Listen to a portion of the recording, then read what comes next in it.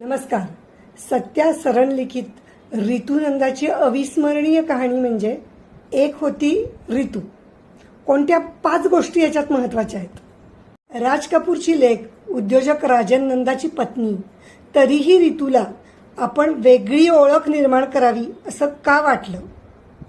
गृहिणी पण जपता जपता ऋतूने उद्योजिका घडण्यासाठी काय काय प्रयत्न केले.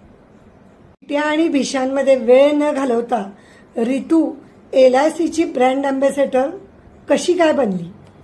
भयंकर आजारातही ऋतूनं आपलं मृत्यूपत्र कसं काय तयार केलं.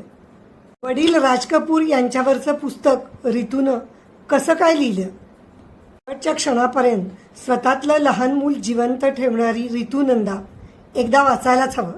सत्या सरन यांनी लिहिलेलं पुस्तक एक होती ऋतू.